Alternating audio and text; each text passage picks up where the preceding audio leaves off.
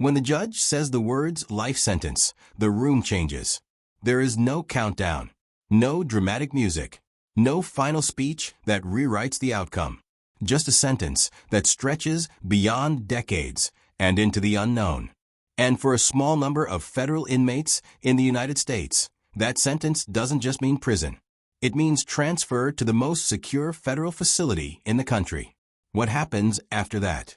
To understand what life looks like inside ADX Florence, we first need to understand how someone arrives there. Federal life sentences are not handed down lightly. They follow convictions for some of the most serious crimes prosecuted in U.S. federal courts. These cases often involve complex investigations, multi-agency task forces, and years of legal proceedings. By the time sentencing day arrives, the courtroom has already heard months of testimony, reviewed thousands of pages of evidence, and examined the defendant's past in detail. But before the courtroom, before the verdict, there were people with ordinary routines. Many federal defendants who ultimately received life sentences once had families, jobs, communities, and social circles. Some showed early signs of instability or escalating behavior. Others became involved in organized criminal activity that grew more serious over time. In certain cases, prosecutors argue that the individual posed an ongoing risk to public safety or demonstrated a pattern of calculated decisions that led to devastating consequences. The turning point often begins quietly. An investigation opens. Surveillance begins. Financial records are traced. Communications are monitored. What may have seemed hidden starts to surface. Federal agents build timelines. Patterns emerge. Then comes the arrest. For the accused, that moment marks a shift from uncertainty to formal accusation. For families, it introduces fear and confusion. For victims and affected communities, it signals accountability may be approaching. The case moves into the federal court system. Bail may be denied depending on the severity of charges. Pre-trial detention begins. Legal teams prepare. Motions are filed. The weight of federal prosecution becomes real. Throughout this phase, tension builds, not through spectacle, but through process. Every filing, every hearing, every procedural step narrows the path forward. Federal prosecutors must meet a high burden of proof. Defense attorneys challenge evidence, question intent, and scrutinize investigative methods. Eventually, trial begins. In federal courtrooms across the United States, juries listen carefully. Witnesses testify. Experts explain forensic findings. Digital trails are reconstructed. Prosecutors present narratives designed to demonstrate intent, planning, and responsibility. Defense teams counter with alternative interpretations, mitigation arguments, or challenges to credibility. As the evidence unfolds, the atmosphere becomes heavier. Life sentences are not symbolic. They represent the legal system's conclusion that the crime warrants permanent removal from society. When the jury retires to deliberate, time slows. Families wait. Attorneys pace. The defendant sits, knowing that the next word spoken in that courtroom could define the rest of their existence. And when the verdict comes back guilty on charges that carry mandatory life imprisonment, the path becomes almost inevitable. But even then, one major question remains. Where will that life sentence be served? Not all federal inmates are sent to the same facilities. The Bureau of Prisons evaluates multiple factors: security classification, criminal history, behavior in custody, escape risk, and the nature of the offense. Only a small fraction of inmates are assigned to ADX Florence. Located in Colorado, this facility was designed for those considered the highest security risks within the federal system. It is often described as a prison within a prison system built for control, containment, and long-term separation. For some defendants, sentencing does not automatically mean transfer there. Placement decisions follow additional review. But when the determination is made, it represents a second turning point, one that reshapes daily life entirely. The journey from courtroom to Supermax is not immediate. There are classification hearings, administrative processing, transport logistics. But once assigned, the reality becomes clear. Life will unfold within concrete walls engineered for maximum security. And that's where the story truly shifts. Because a life sentence at ADX Florence is not just about time served. It is about structure, isolation, routine, and psychological endurance. It is about what remains when decades stretch forward without a release date. At this stage, it's worth asking, do you believe life sentences in high-security facilities are necessary for certain crimes, or should there always be a path toward review and reconsideration?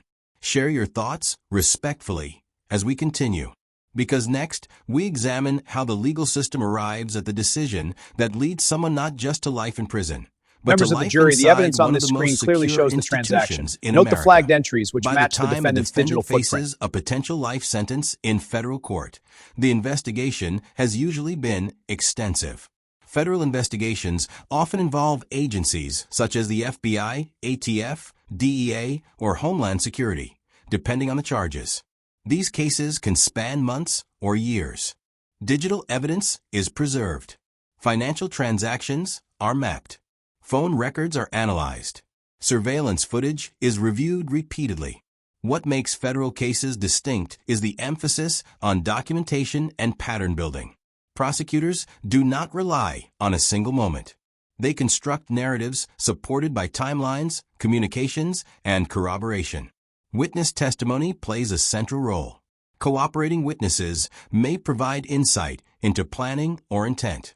Experts may testify about forensic findings, technological data, or organizational structures. Each piece of evidence must contribute to proving guilt beyond a reasonable doubt. Legally, life sentences in federal court often stem from statutes involving terrorism, large-scale drug trafficking, multiple homicide charges, or other serious federal crimes. In some instances, mandatory minimum statutes require life imprisonment if certain criteria are met. The prosecution strategy typically focuses on establishing intent and demonstrating that the crime was not impulsive, but deliberate or part of a broader pattern. They emphasize harm, risk, and long-term consequences for society. The defense, meanwhile, may challenge the interpretation of evidence. They may argue lack of intent, coercion, diminished capacity, or insufficient proof tying the defendant directly to the alleged acts. In cases where conviction appears likely, the defense may shift toward mitigation, presenting background factors, psychological evaluations, or personal history in an effort to influence sentencing. Courtroom pacing becomes critical during this phase. Cross-examinations can reveal inconsistencies. Objections interrupt testimony. The judge provides instructions guiding the jury on how to interpret statutes and standards. Then comes deliberation. Jurors are tasked with weighing evidence carefully. In federal court, unanimity is required for conviction. The burden remains on the prosecution throughout. When the verdict is read, guilty on charges carrying life imprisonment, the courtroom absorbs the weight of that decision. It is not applause or chaos that defines the moment. It is silence. A life sentence in federal court means no scheduled release date. It reflects the jury's agreement that the legal threshold has been met and that the offense warrants permanent incarceration under federal law. If you had been sitting in that jury box reviewing months of evidence, would you have reached the same conclusion? What factors would have mattered most to you? But even after conviction, one final phase remains: sentencing. In federal court, sentencing hearings allow both sides to address the court directly. Victim impact statements may be read. The defense may present arguments for leniency where discretion exists. The judge reviews sentencing guidelines, statutory requirements, and the broader context. For defendants facing possible transfer to ADX Florence, behavior history and security assessments may also influence placement decisions after sentencing. And when the judge speaks, the formal transition from accused to permanently incarcerated begins. What follows is not just confinement, but a structured existence unlike any other facility in the federal system. When a federal judge imposes a life sentence, the wording is direct. The court commits the defendant to the custody of the Federal Bureau of Prisons for the remainder of their natural life. In the federal system, parole has been abolished for crimes committed after 1987. That means a life sentence truly means life, unless overturned on appeal or modified under extraordinary legal circumstances. In the courtroom, reactions vary. Some defendants remain expressionless. Others lower their heads. Family members may quietly process the outcome. The judge maintains formal composure. The process is procedural, but the consequences are permanent. After sentencing, the Bureau of Prisons determines facility placement. For those assigned to ADX Florence, the next chapter unfolds within one of the most secure prison environments in the United States. Daily life there follows strict structure. Inmates spend the majority of their time in single-occupancy cells. Movement is tightly controlled. Recreation occurs in enclosed areas. Communication privileges are limited and monitored. The design emphasizes separation. The goal is control and safety within a high-risk population. Routines become predictable. Meals are delivered to cells. Interaction is restricted.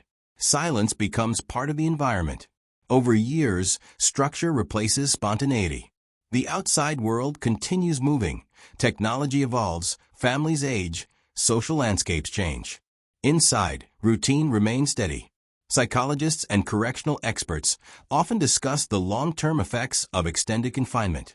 Adaptation varies by individual. Some adjust to routine. Others struggle with isolation.